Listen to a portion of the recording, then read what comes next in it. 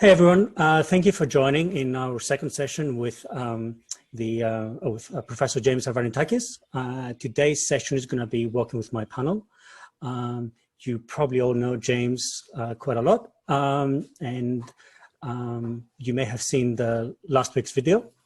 So I will let him lead the conversation. Today's Q&A would be facilitated with Yinghua and myself. And you can ask questions on the Q&A, please. We would prefer if you use the Q&A button rather than the chat. And we will raise your questions to James anonymously. So we're going to record the session, including his presentation and the answers to the Q&A, but we're not going to be saying your name unless you really want to.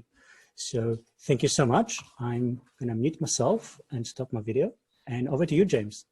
Thanks, Alexei. Hi, everyone. It's a pleasure to be back here and doing this again for our second meeting. I'm really excited, and thank you to all those people who contacted me for giving positive feedback and your suggestions. And I want to thank Alexei and Minghao for their work in helping put this together. Look, it's important that we always begin by acknowledging the nation, the country in which we meet.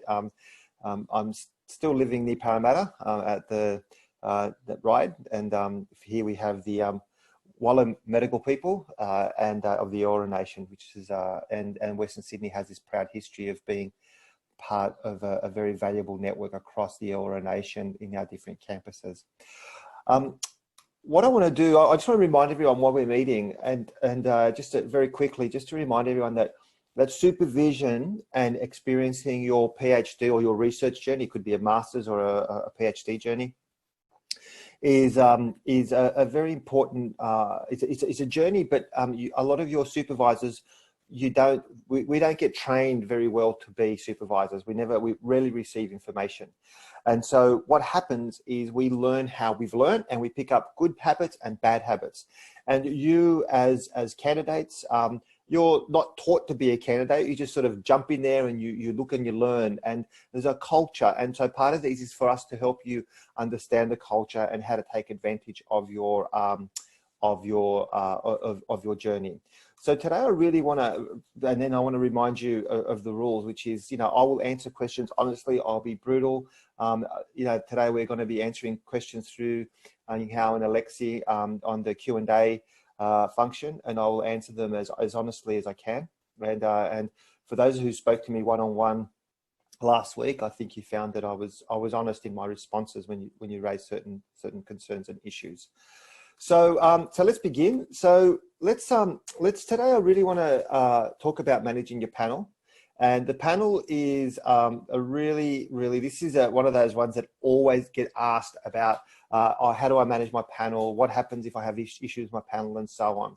And I want to begin to unpack why we have panels and what's the value of panels and how they should operate, as well as talk about some of the most frequently asked questions I get about panels. But before I do, I just want to confirm that a lot of what I say today builds up on the session that I gave last week, or last time 2 weeks ago, which was about managing your supervisor. And it's the same thing. It is your project. You need to drive it. And as I talked about then in managing your supervisor, your panel is the same.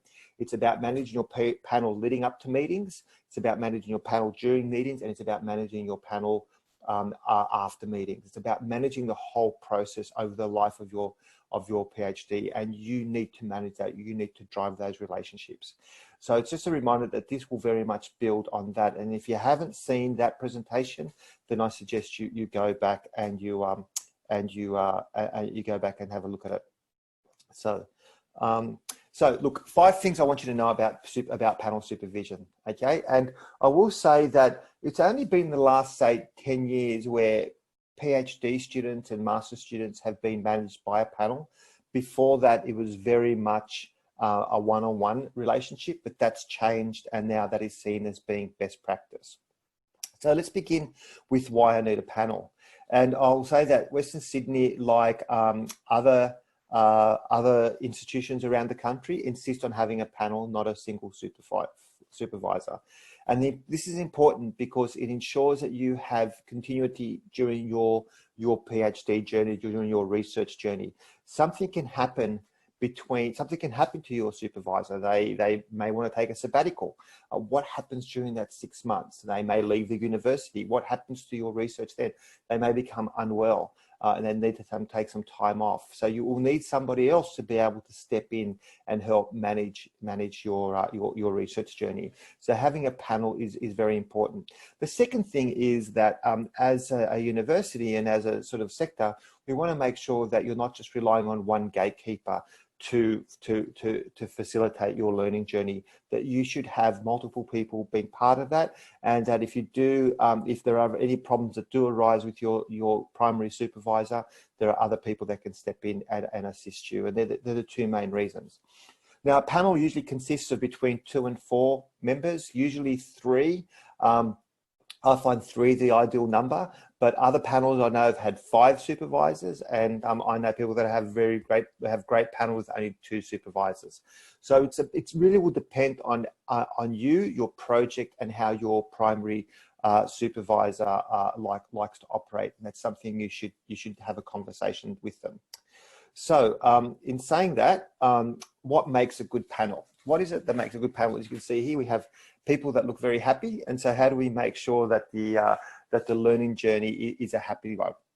Well, look, the primary supervisor a panel consists of a primary supervisor and secondary supervisor or supervisors. We have the primary supervisor should be the person who is your main advisor and facilitator, and your secondary supervisors are there to assist in your journey.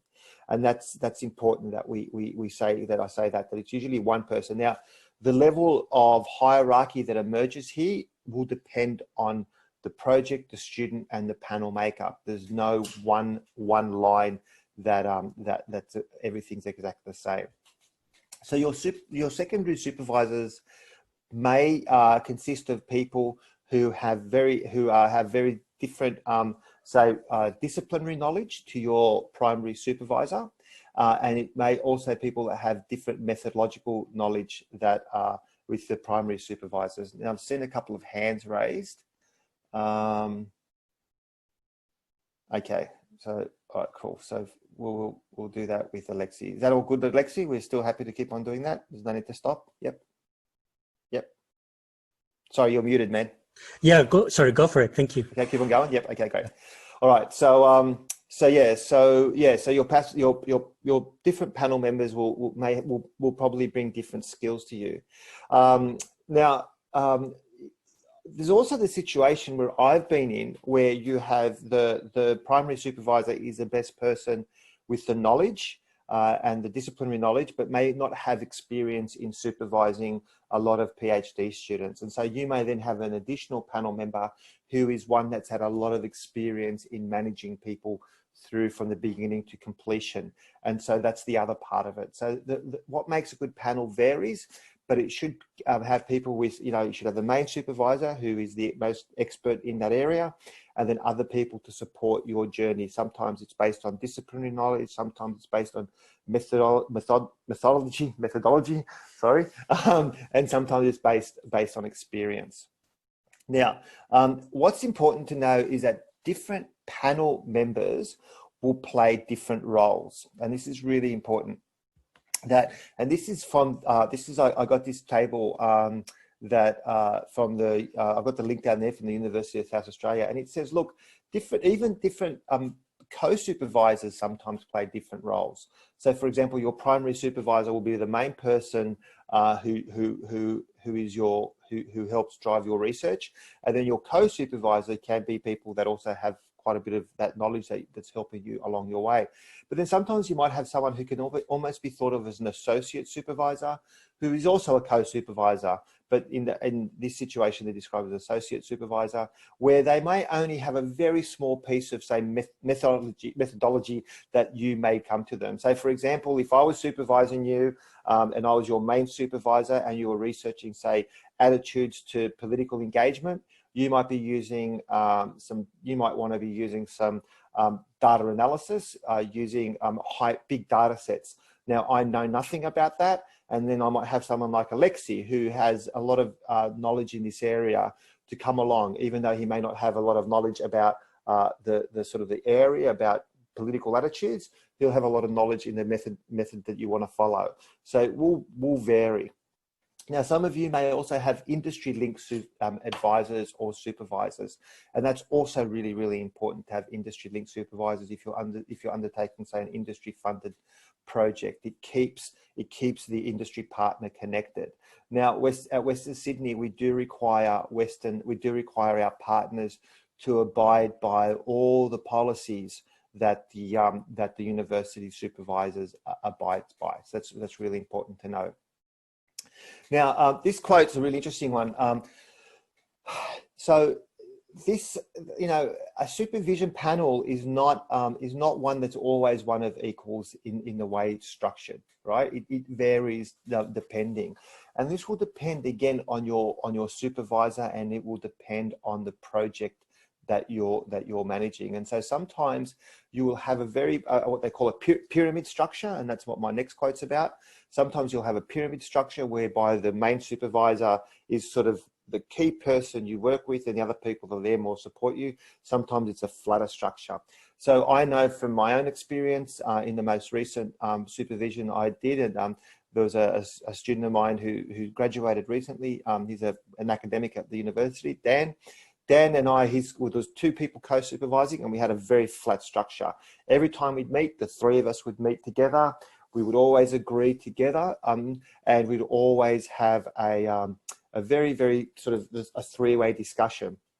At other times, another supervision I've done, the candidate meets one-on-one with her primary supervisor, meets with that person regularly, and I only get engaged once every few months when I'm asked to read something specific and provide advice on specific area about it. And so that is a much more, the primary supervisor is there with the candidate, and then I'm very much like a pyramid, like a support structures. And so this kind of moves, the relationship varies depending on the project. Now, you need to be aware of the kind of relationship that exists in your panel, because how you respond will often reflect this. And I'll talk a little bit about how to do that in a little bit.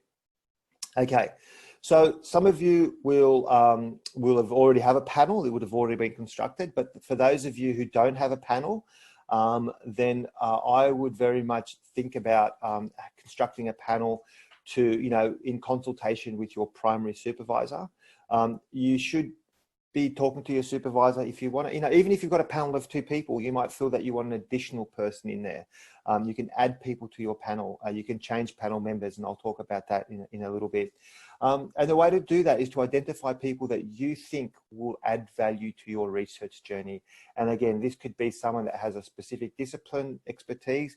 I'm not a quantitative researcher. So if you came to me and you said to me, hey, I want to change my project and include a quantitative component, I would then and say, hey, and as a result, I want to include Alexi. I'd be like, yeah, that would be fantastic. We need that kind of knowledge on the panel. So you need to think about the type of knowledge that's going to help you on your research journey. If you and your supervisor agree on that panel member, then your primary supervisor should contact them. But you need to do the background work, such as preparing an abstract and summary of what your research is about, as well as what stage you're up to and why you want that person to join your panel. Okay, I'll move on. Okay, now how do I manage a panel? And this is hard. This is the hardest question that I always get, and I'll come back to that. Look, first of all, I will say that no matter who you're meeting with, you should copy all panel members into communications, right? Unless it's confidential, unless there is a reason why you only want to communicate with one panel member. And I would do, even if last week I talked about how at the end of every meeting, you should send a summary of the meeting with a list of agreed tasks.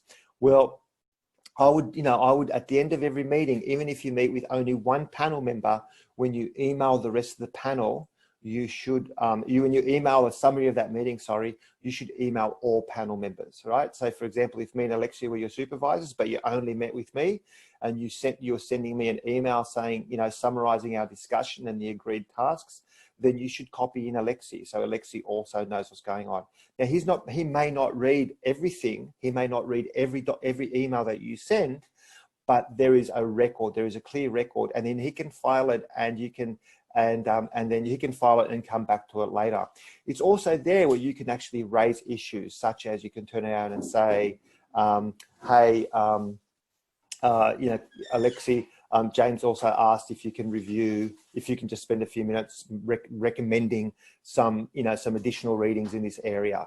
So it's again, you make sure that you copy people in. And again, one of my students one of my candidates who I'm supervising, she does that very well. She always emailing her main supervisor and in brackets saying, copying in James and Louise, and then listing the tasks, who's responsible for what, and making it very clear if I also have a task to do.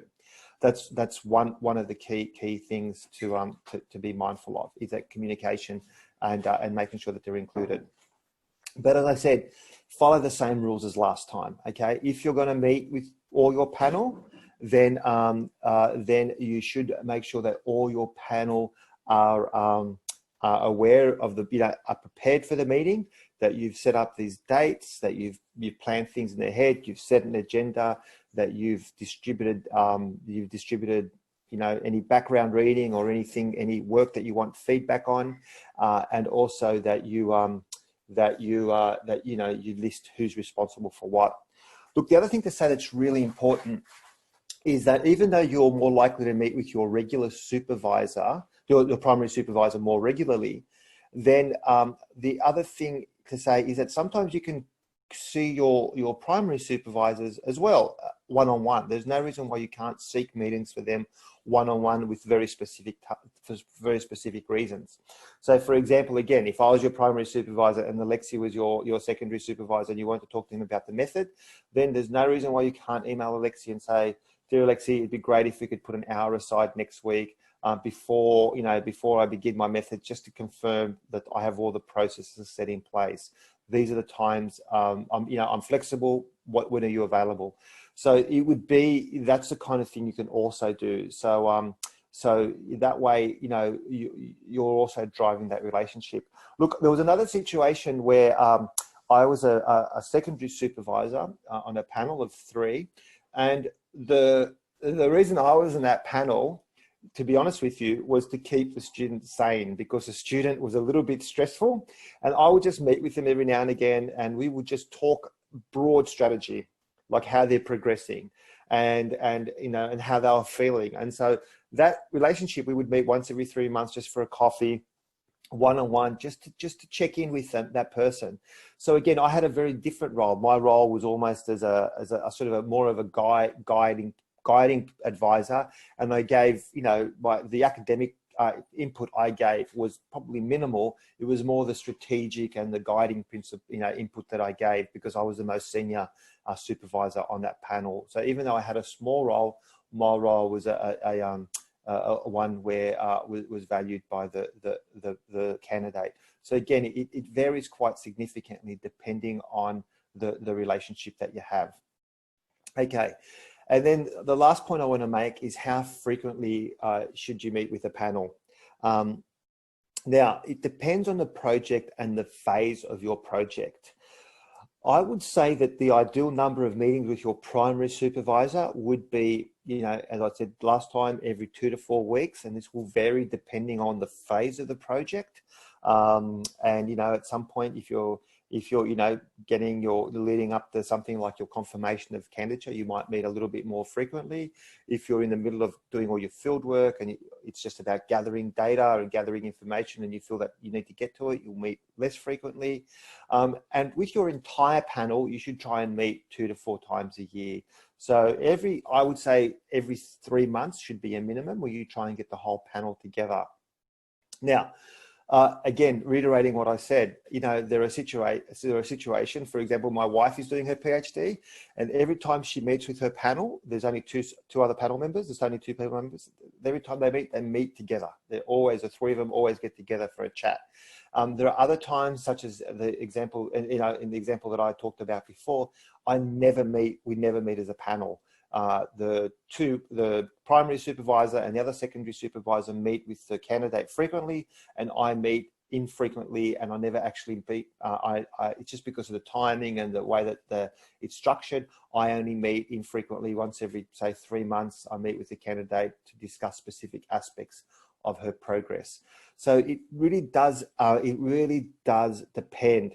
Now, this is where you as a candidate need to drive this and need to understand what your needs are, right? So if you need, and at different points, it's important to bring people together, but if you need people to come together, then you need to express that. If you are happy to meet more frequently one-on-one with one of the panel members and then bring the other people in less frequently, that's fine as well. It will depend on your project, and it will depend on the phase of of the stage you are in the project, and it will also depend on how your supervision panel likes to meet.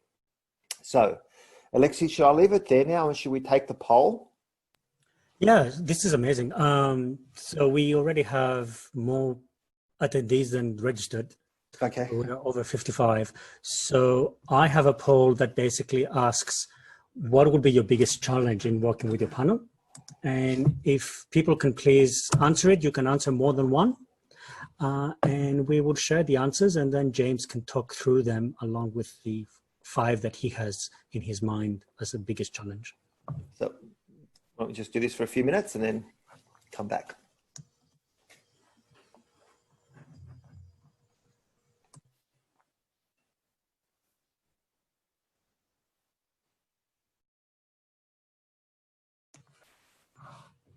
And we're getting quite a few questions on the Q&A, so thank you guys for that. So please feel free to use the Q&A, which is how we're going to go through the questions. I already saw the first one, and speaks close to my heart because it asks if anyone in the Masters of Research ever had more than one supervisor. And funny enough, I'm one of the very few people that I know that was a co-supervisor in an MRES, and it worked fantastically. But we can chat about that in a minute. James, did you have any training when you were a PhD student on how to supervise? Me? No, I never had training. I learned to supervise like I learned how to be a teacher, an educator. I saw what I hated, and I just promised I'd never do that as a supervisor. And I saw what I liked, and I tried to emulate what I liked. I mean, the good thing is, you know, Western Sydney requires supervisors now to re-register and to be registered on a supervisor, to be on the supervisor registry. Sorry, you do need to undertake to attend training sessions, which I think is really, really important. And the way that I used to manage those sessions was to make them very much a community of practice, where people would look at specific challenges and ask supervisors to talk through the issues. And that's often a function of the way that the sector's changing. Yeah. Absolutely, the changes are so quick the last 5 years compared to my career that I've been watching academia. Everything is changing quickly. So I'm going to close the poll and share it with everyone. And I'll let James lead the conversation. Okay, well, I see that I'm going to answer some of those questions. I'll go back to sharing my screen, then I'll come back to answer the ones I haven't answered, if that's cool. Okay, so let's go back to sharing the screen. Okay. So these are the 5 questions I'm always asked about panels. These are 5 regular questions. Okay, the first one is, what do I do if I only had one supervisor? And this should not be the case. This goes against policy at Western.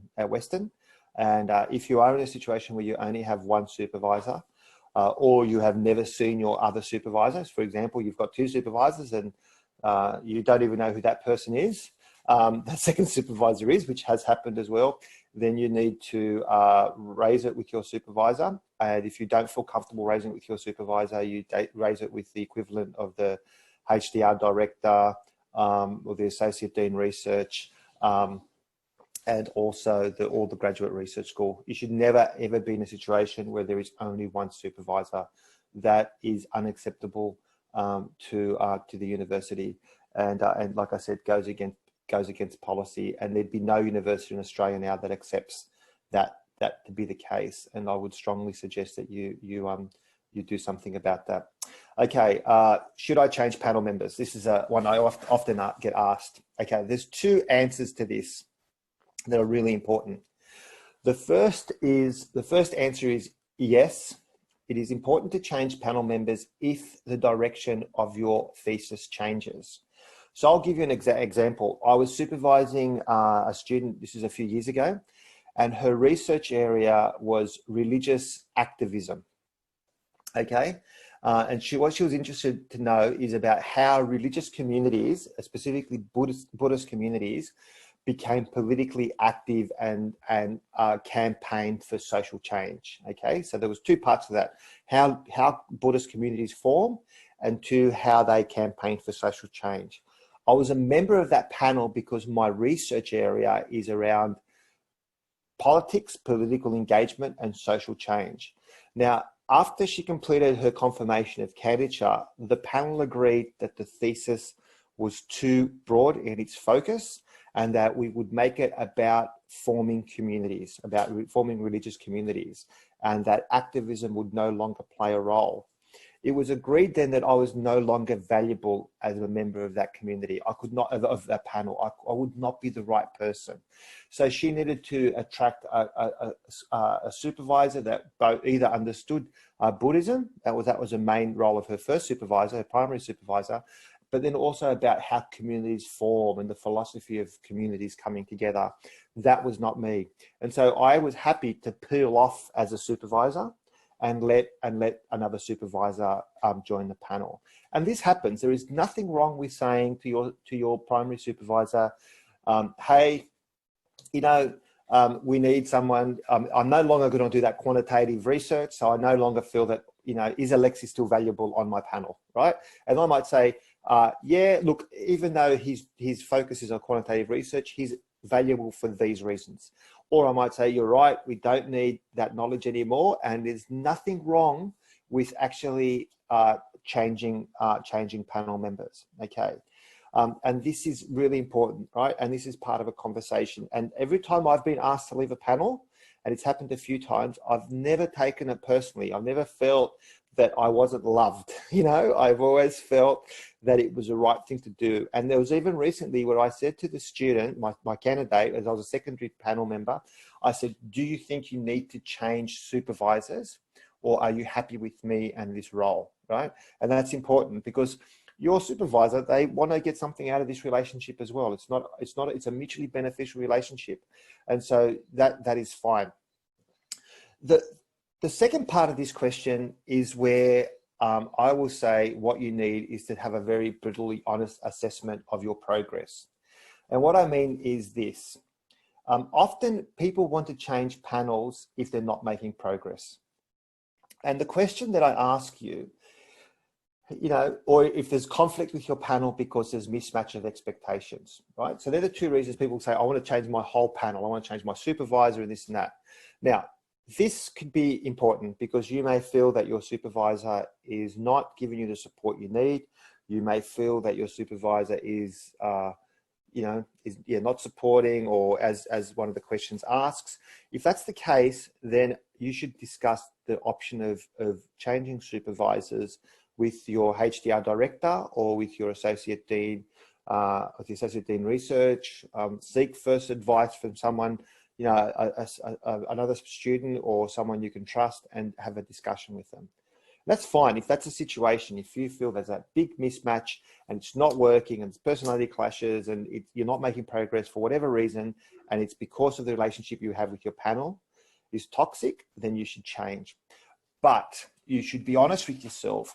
Is it because it is a mismatch? In other words, you're not doing the work that's required, right? Then if your supervisor says, I want you to be here every day and I want you to attend these meetings and I want you to be here every day and produce this type of work, then you have to ask yourself, is it the panel or is it me? Yeah, is it the panel or is it my commitment to this project? Now, if it's a commitment to your project, you don't like this project or the project's gone the way you don't like, then changing a panel can also be positive. But changing panels does not solve some fundamental problems that you may have as a researcher, right? And that's really important to know. And I've seen sometimes people want to change a panel. I've helped them change their panel, and then 3 months later, they come back to me with exactly the same problems. And I say to them, I'm not going to change your panel, because if you couldn't do it the first time, you can't do it the second time. I can't see how it's going to change a third time. So this is where you need to be honest with you. You need to be brutally honest with yourself. Yeah. Does that make, I hope that makes sense. Alexi, you, yep. Okay. Okay. Contradictory advice. This is the most important one. This is the one that I get asked with all the time.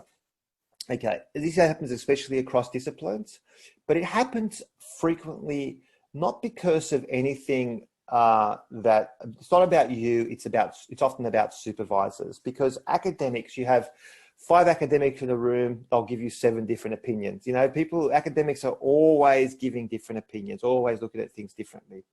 Now, when you get contradictory advice, it depends on the contradictory advice, and there are a number of strategies you can employ.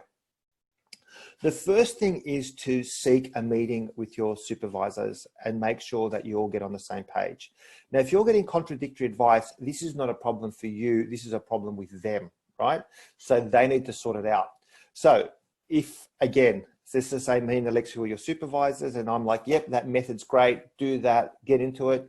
And then you meet with Alexi, and Alexi says, no, this is not the approach to take.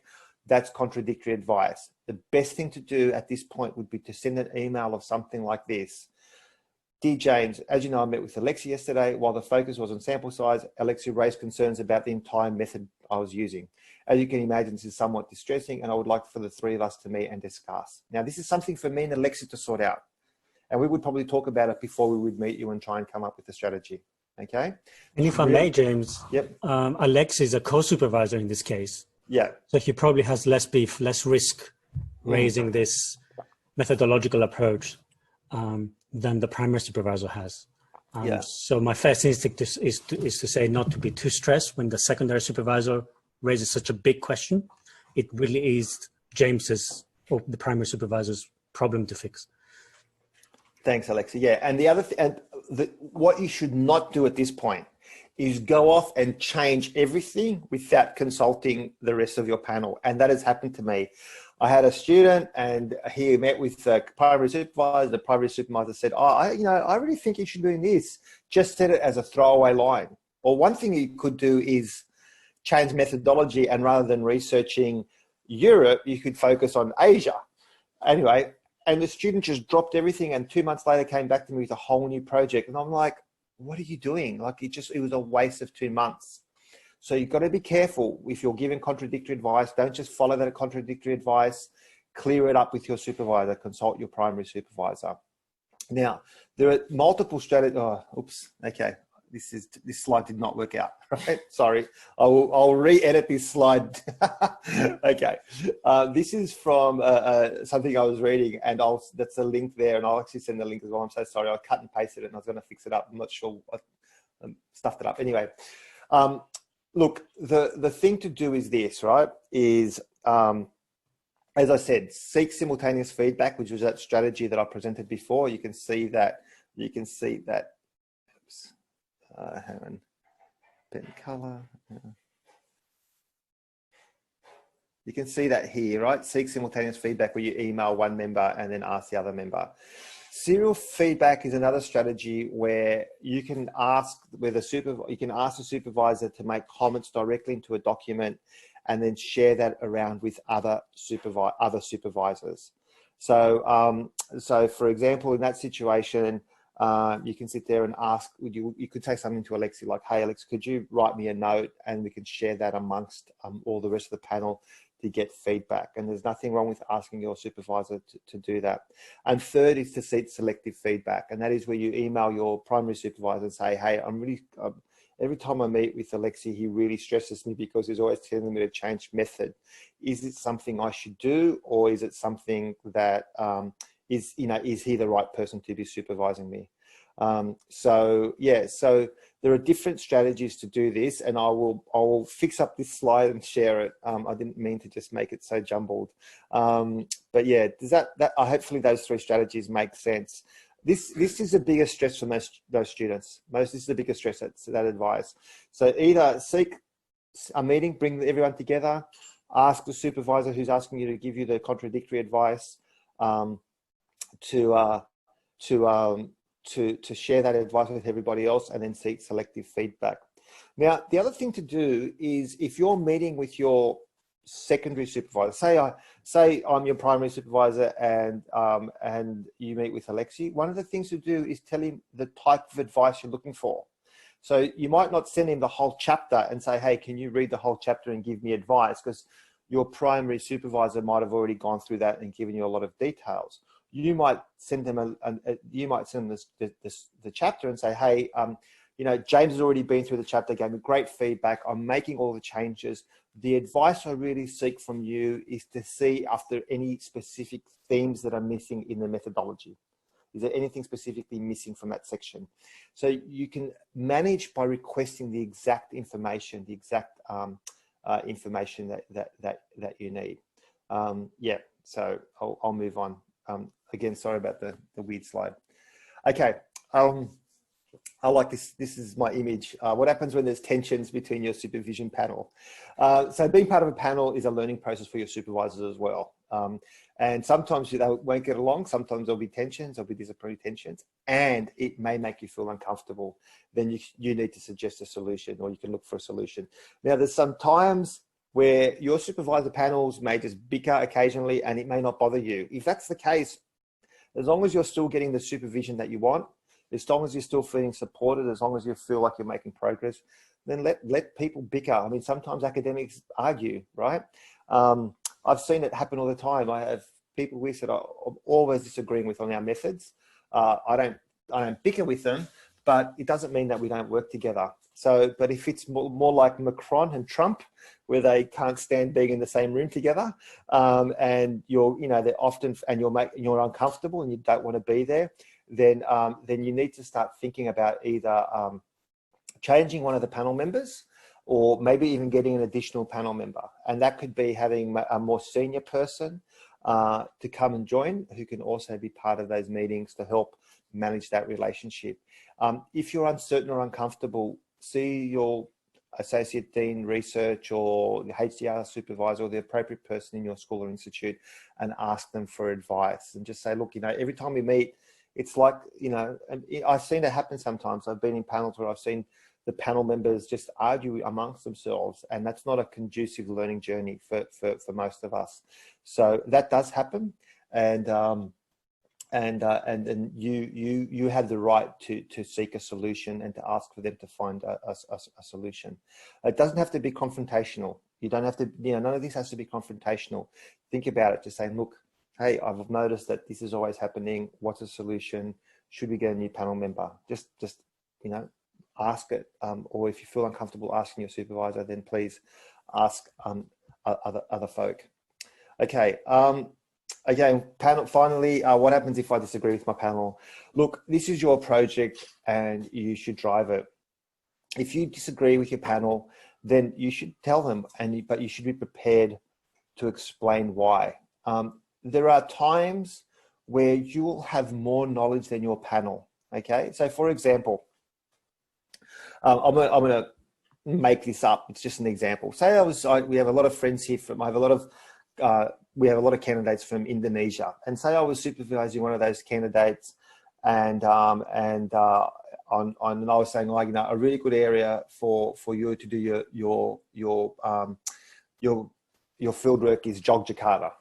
And, and I'm not Indonesian. I don't know that area very well. I know a little bit about Yogyakarta, but you might turn around and say, look, that's a really bad area for this field work, and they'll explain to you why. And you might suggest that, say, another area is a better place to do the research. So there are times where you have more knowledge, or you may not want to do something, or you feel uncomfortable going to a certain direction. You should be prepared to raise that with your panel.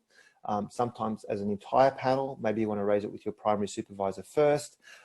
But whatever you should do, you should be prepared to back it up and explain why. And sometimes you might feel easier doing it in an email, but be prepared to have that conversation and be prepared to compromise. So they're the 5 things. I will now go back to the poll that we did before taking Q&A. Alexi, what did I miss?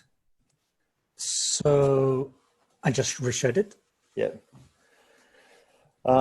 Okay, so infrequent meetings with a whole panel. Hopefully I've answered the one about inconsistent comments. About infrequent with the whole panel. Look, those two things often follow each other in the sense of if you're frequently getting inconsistent comments, then that's where you feel that you need to meet regularly more often. So hopefully if you can sort one out, then the other feels less stressful about not meeting frequently with your panel. You should be meeting, as I said, at least once a quarter with your entire panel. Unless there's a reason, unless you're comfortable not doing that. And you should be asking your panel members to meet regularly, and you should try and drive those meetings. If one of your panel members is always not available, then you need to have a discussion with your primary supervisor to see if that person is there to add value. Can they add value, or if they're better off being replaced? And again, it will depend on this project. You know, for example, if Alexi was on there to give specific methods advice, then there's no reason why he would meet to talk about, the literature review, or there's no reason why he would talk about the case study. There'd be no reason to talk about, he's there for a very specific reason. So it's dependent on the project, yeah? But if you're getting a situation where you feel that your secondary supervisors are not in any way connected with your project and not giving you any advice, then I would say you should definitely seek to change one of your panel members or to get an additional panel member. Again, cross-disciplinary disagreements happen. Look, in saying that, there's something that you need to realize, and this is going to sound a little bit strange. There are two people you're writing your thesis for, right? The two examiners, yeah? That's who you're writing your thesis for.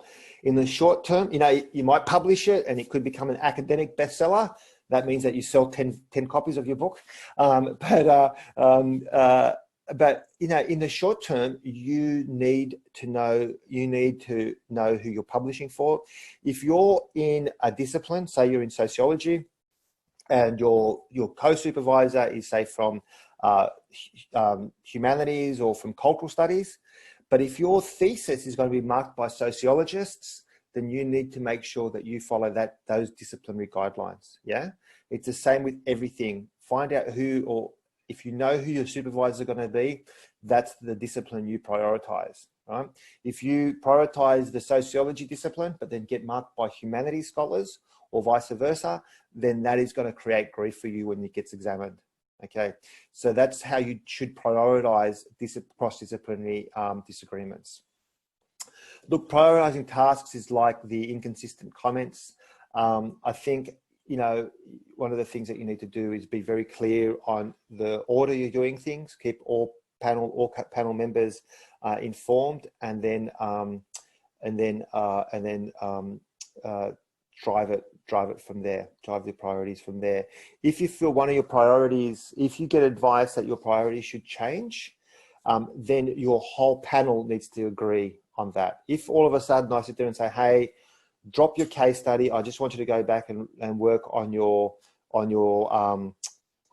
theoretical framework, then the issue right there becomes one of saying, well, hang on, we all agreed that I was going to do the case study next. Seek advice from your panel. Yeah. Look, the other things, the next three, I think are really important about being intimidated, either passively, actively, or feeling unsupported. Those things, I think, are all interlinked. Look, unfortunately, the academic world is an academic world. It does have disciplines. It does have hierarchies. And sometimes people in those hierarchies feel that they need to exert their authority, and they will actively or passively intimidate their colleagues and also the candidates that they are supervising. Now, if this is the case, then I think there are a number of strategies to follow. The first would be to make sure that you're okay, so this is going to sound strange, but if it's between a conspiracy and incompetence, 99% of the time it's incompetence, right? So you might feel that your supervisor is undermining you, but the truth is they might just be a bit hopeless, right? And they might just be naive in some ways. I would consult other students being supervised by your supervisor and ask them how their relationship is working. If you're having problems with that, if you're having problems with that, and this is not a undermining your supervisor. It's literally me going to say, if Alexi and I had the same supervisor, is me saying, hey, Alexi, I kind of notice I'm finding it a little bit hard to work with my supervisor in the sense of they're always cancelling meetings, and I'm not feeling supported, and they're often writing some just things on my feedback, such as makes no sense without providing me adequate feedback. Do you find that? And he may say, yeah, I find that, but what works for me is when I respond directly and say, can you please tell me, can you please give me more feedback, or you know, or you're better off trying to make meetings with that person in the mornings, or something like that. So seek advice and see if there's other people that are being supervised, and see how they're managing it. If it's a consistent trend and you're all feeling the same way, then you may feel there's nothing you can do, and that's where you need to start considering having additional or alternative supervisors. And that is where I would definitely consult the HDR director or the associate dean research, and you can share that as a group. Again, it does not have to be in an undermining or sinister way. It can be quite, you just have to be honest about where you think the concerns are. Unfortunately, there are times in the academic journey where people are rewarded for what they produce, not for the kind of people that they are. And what we need to do as the next generation of academic leaders is make sure that we don't repeat those mistakes, and that we can support each other as much as we can. So seek support from other people being supervised, other people, maybe more senior PhD students in your school, or other panel members, and seek their advice, or the HDR director. I think that's amazing. I think we probably should run a supervisor Q&A with those same questions. So I'm gonna go through a Q&A. Yihua and I are gonna rapid fire you some questions, and you can answer each one in 30 seconds. Okay. It's a challenge. Okay. At the meantime, I'll also put the polling for people to give us some feedback. We're gonna use that for moving forward. So first question. How do you work with your supervisor team to make sure it is more of a flat discussion between supervisors? Is it possible for the candidate to initiate those discussions themselves? Yeah, it's definitely possible to initiate those discussions. I would think one of the most important things to do would be to make sure that you have an agenda and have it sorted out, have the agenda and have discussion points when you meet, and so and you know, and sort of facilitate it that way. That would be really, really important. Okay. So the next one is about Master of Research students who are going to complete in June, July, and August this year. Are they expected to have a panel? And, you know, are they going to have more than one supervisors? Yeah, look, the Master of Research should have more than one supervisor, but we also know that because of the limited number of supervisors, it's not always possible. I would be mindful that in your area, depending on your project, the chances are you're going to be working only with one supervisor. That's the chances. That's the reality of it. If you feel that you need a second supervisor, or that your project expands into another area, then I would definitely suggest getting a second supervisor. The third thing to think about is, the other way to think about this is, if you have someone in the school or institute that you have a really great relationship, you can also ask them to join mostly from just to sort of give you, to add to the discussions. Just say, oh, you know, like if Alexi were your supervisor, say, hey, Alexi, you know, I'm also thinking about asking James because I know he's really into this area. Do you mind if we get him to come along? And that would also be that would also work. Yeah, we did it for methodology reasons, exactly what your Yeah. presentation had. So our Masters of Research that had a methodology the primary supervisor didn't know. So the next question, what are the best practices to continue your research journey with your interim supervisor with minimum disruptions during the course, keeping in mind when your original supervisor is basically on long-term leave, service leave, or just when AWOL? Yeah, look, the AWOL one you can't plan, but the others you can plan. So if your supervisor, your supervisor is going to go away, then you do really need to kind of ask directly. So who's going to take over? Who's going to be the primary supervisor? You should find out if your primary supervisor is still going to be available. Like if they're going to disappear on long service leave, whatever it is, do they intend not to be available at all, or do they say, oh yeah, I'll still be available for some meetings? So definitely ask that. But you have the right to specifically say, who's going to take over. And do we need to add any panel members, and to make sure that there's at least one meeting leading up where there's a kind of a handover with the secondary supervisor meets with you and the primary supervisor, and there's a very clear handover. And in that handover, you should prepare a very clear agenda, saying things like what are the priorities for the next 6 months or the next 12 months. What issues do you think arise? Will you be available? When can I contact you, and so on. So you need to really drive that, but making sure that the supervisor panel are all on the same page. Okay. So this one is a little bit more specific. This candidate, he's 4 months in the candidature and currently has 3 supervisors, but wanted to add 1 more person to the panel. But the primary supervisor said he didn't think the new person is beneficial, but this person is top author in a specific field. So this candidate think he's going to be very beneficial if going into a specific field. How do you think of that? Yeah, look, okay, so I suppose the thing there is to understand why your primary supervisor is resistant. They could be resistant for very valuable and valid reasons, such as that person may be way too busy to offer any real benefit. Alternatively, that person may be difficult to work with and you may not want them on your panel. But for whatever reason, you should try and get an honest appraisal. Now, there are times when people say to me, hey, I want you to be on my panel. And I say, look, I can't be on your panel because I've already got too many commitments and too many other candidates I'm supervising. But you can take advantage of, but please keep me in the loop, and I would love to find out, you can take advantage of that person, having that person as part of an informal way, meet with that person informally, have a coffee with them, tell them what your research are, find out if there's any conferences that they're presenting at, or you can go with them to.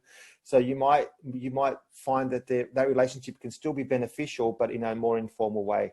But find out why your supervisor thinks that person might not be beneficial, and seek an honest response rather than just saying, oh, I just don't think that person's right.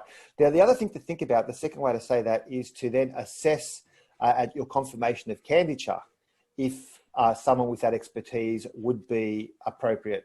At your confirmation of candidature, it might become clear that yes, that person would be ideal, or another person would be ideal. So these milestones are really important to use.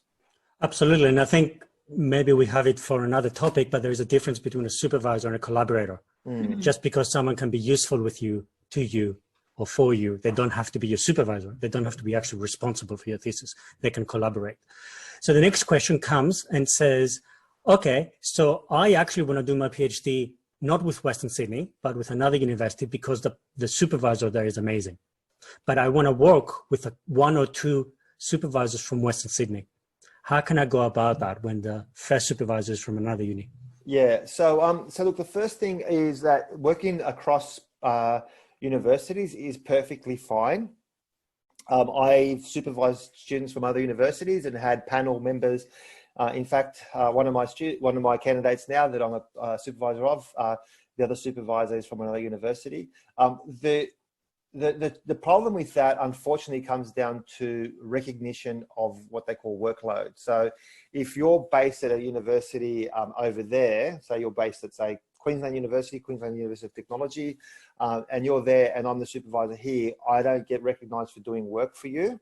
That doesn't get calculated because the university is not getting any money for it, essentially. So ultimately, that can happen as long as the supervisors are willing to be committed to that way.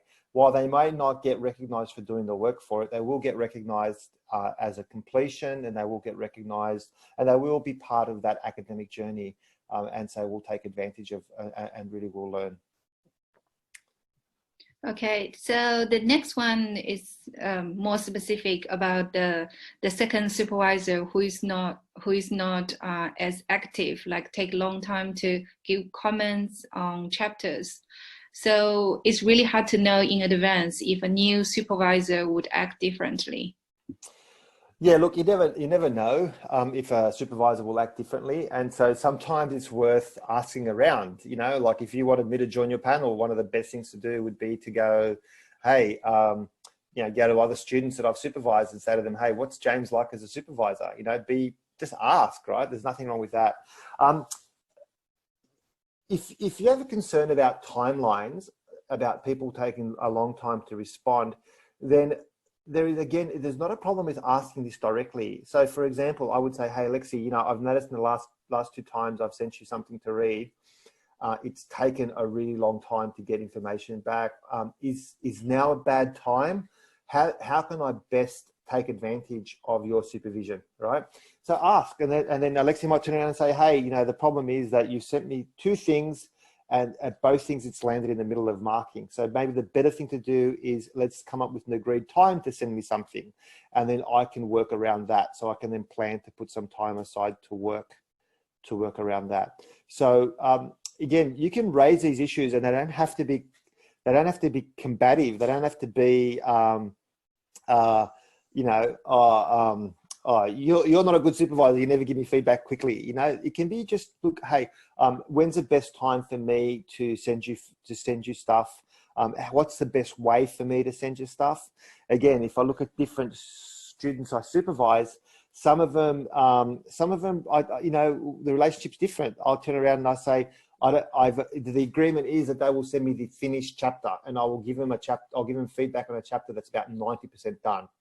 Right? I don't want to see early drafts because they're working on the early drafts with their supervisor. So my agreed role on that panel is to send me the entire chapter, where it's about 90% done. And I don't look at it, I look at it mainly not for detailed content, I look at it for structure and argument and flow. So, so what's really important there is that the agreement that I have with that panel is I have a very specific. I say you've got to give me at least 2 weeks notice when it's going to come, and then I'll get it, and I'll get it back to you 5 days later. But that's the agreement that we have. So part of it is just sort of saying, if I take 3 months to get back to you, then find out why I'm taking 3 months back to you, and manage it that way. Okay, so we're going to switch now to 15-second answers. Okay. Zoom for supervision, good or bad?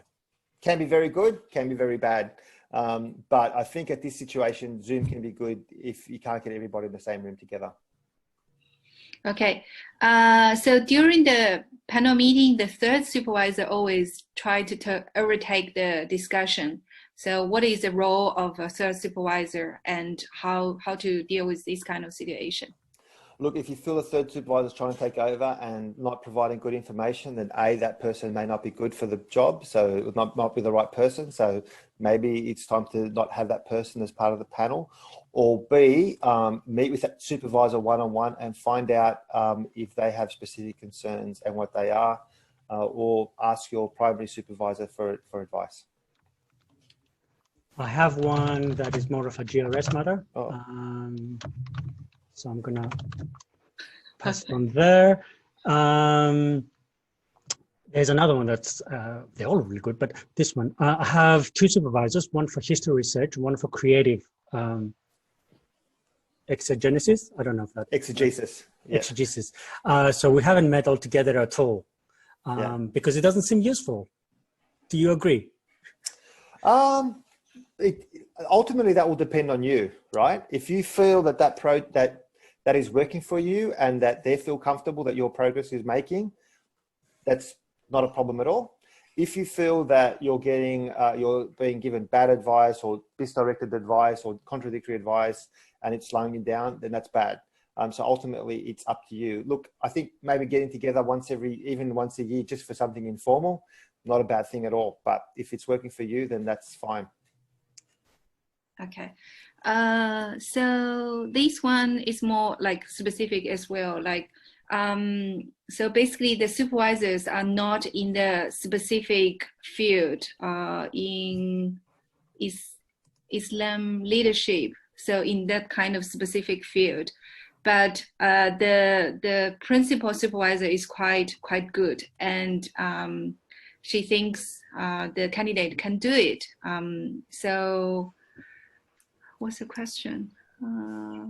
So do you think in the times like when you don't have the supervisors in the specific field or direction, your supervisors in overall in other specific area or directions, they can still be quite helpful for the candidate? Yeah, look, again, it depends on the project. Again, it depends on the role of the supervisor. So you might not, it might be good in some areas to have someone external who doesn't know a huge amount. And one of the reasons you have them is either because of their experience or because they're very good at managing certain projects. And so that may be their role, that they're there as an advisor to look at the process. So I may not know anything about Islamic studies, but as a scholar, I can pick up a thesis and read it from cover to cover and say, as long as it's a humanities or a sociology thesis, I will tell you if it's a good thesis or not. So yeah, so it will vary, so it will depend. How do I get a second supervisor? Do I ask the primary supervisor or do I go finding one myself? And if I'm finding one myself, what's a way to research for one? Okay, so I think the best thing to do would be, if you wanted an additional supervisor, is to identify someone that you want and then speak to your primary supervisor about including that person, and seeing and let your primary supervisor contact them. But if you think you need an additional supervisor, then you should know who that person is or roughly the type of person you're looking for. So it might be, I want to work with James because of these reasons, or it might be, hey, I think it would be really great if we could find someone with this kind of knowledge. Do you know anyone? Okay. My main supervisor suggested a third supervisor, but he doesn't have any research background, no PhD, maybe no master's. How do I politely tell my principal supervisor to get another person? Yeah, okay.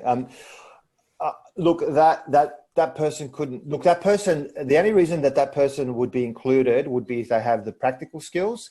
So for example, if it's an industry-based person who's got really great knowledge in managing, say, or using some sort of technique or machine or something like that, that person would be fantastic. But realistically, that person would not be allowed to be your supervisor as a PhD student. You can only be supervised by people who have the degree that you're going for or above. They can still be a collaborator, but they can still be a collaborator. Yeah. So tricky question. Okay. I don't have confidence that either of my two supervisors know anything about my field. Yeah. Okay. I'm sure they're awesome in their field, so they know nothing. Yeah. Look, and this can happen. This can happen where it may happen for a bunch of reasons. In the sense of, you could be your original primary supervisor could have left. For a bunch of reasons, you end up with other people supervising you. Look, if that's the case, then you need to kind of have an honest conversation with your supervisors or your research director, and tell them that and say, look, I'm not sure. It might be time to leave the institution. It might be time to look for an alternative institution that can do that for you. I have helped students do that when it's become obvious that this is not the skills that we have. The other alternative, and this will depend on budget, is to have an external person join the panel who has knowledge in this area. Some external people will want to be paid. Other people won't want to be paid. If it's from another university, they generally don't want to be paid. But then you can suggest that. If you feel that you're uncomfortable suggesting that, then I would go to the panel, to the HDR director or the Associate Dean Research, and raise it And just, again, it doesn't have to be confrontational. It can just be, hey, as my PhD's progressed, I've really gotten into the philosophy of citizenship. James is great, but he's more of a pragmatic and practical researcher. I don't know if there's anyone else here who does that. Is there somebody you can suggest that would help me, that can help do that?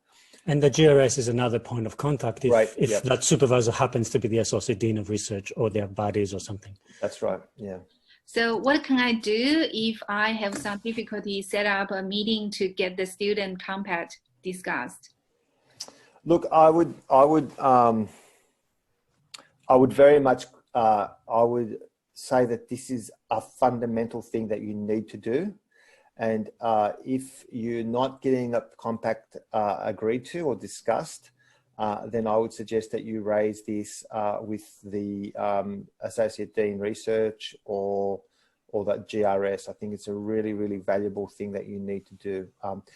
Because the most fundamental thing about that is that it sets expectations. And you need, and a mismatch of expectations is ultimately what leads things to fall apart. So we'll probably just do one or two more. Is that cool? Because I've just got another meeting to go to in about 20 minutes. Yeah. Is it me? Oh yeah. So I'll ask the easy one. My supervisors think that my thesis plan is feasible, but my COC panel doesn't agree. Okay, that's a really easy one. Thanks for that. Look, I think this is a really tough one.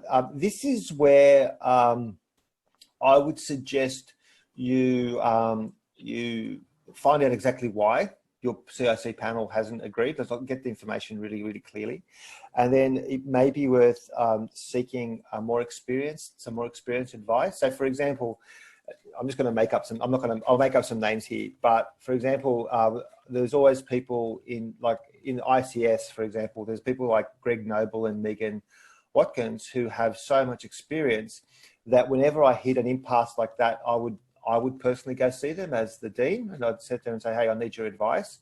So there is no reason why you can't ask your panel to maybe get somebody else's advice, an external person who can look at it without coming through it cleanly. But if your panel, ultimately your supervisors are there, should be the primary advice. But if you feel that they're taking a bad route and not following the advice of external people, then seek more advice. And ultimately you may, again, you've got the GRS to seek advice from as well. Okay, so this question is more specific in terms of thesis structure. So my supervisors doesn't have agreement on whether literature review as a standing chapter or threaded through the whole thesis. Yeah, look, that unfortunately is a bit of a trial and error, and it sounds horrible. But when I did my PhD, I had my literature review as a standalone thesis, and then about 2/3 of the way through my PhD, I actually realised it was going to be much more valuable if I had to put it all the way through. I would suggest at this point the best thing to do would make your chapter. I would suggest strategy, and I don't know. So, but my piece of advice would be make it a standalone chapter with headings. Right, so it might be, discussing citizenship. That's your first heading. The second heading might be citizenship in contemporary Australia. Third heading might be citizenship and global citizenship.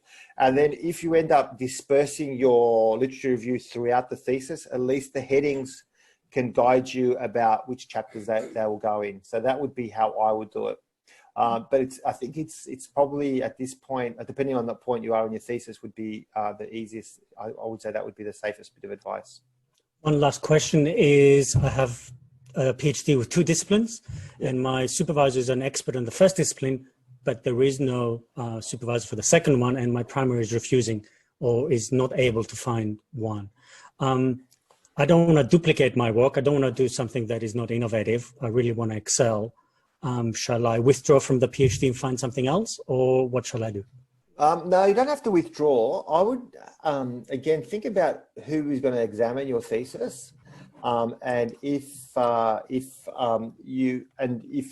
going to be examined across the disciplines, then you need to have that disciplinary expertise. If your supervisor refuses or cannot find someone, then I would definitely contact the GRS or your HDR director and discuss it with them. Or, you know, again, someone, you know, one of the other students or senior PhD students you can seek advice from. None of this has to be confrontational. It's all about having conversations. There's a difference to sit there and say, there's a different conversation to say, you're blocking my PhD, to, hey, I have a real stress that, that we haven't got someone from that discipline. You know, we haven't got anyone from sociology here, and it's really making me have bad dreams. You know, that's a fair conversation to have. And if you're really that uncomfortable, then I would find a way that's not intimidating to address it. Thank you so much. I think I will finish with one of your phrases, James. This is your thesis. It is your thesis. It's not the supervisor's thesis. The supervisor already has a PhD. That's right. Hopefully. They do. So shall we leave it there? Yeah, thanks everyone. I really enjoyed that, and I look forward to the next one. I think it's the first Monday in July. Yeah, and I'm looking forward to it. Well, thank you so much, everyone, and enjoy the rest of your day. Thank you. Bye. Thank you.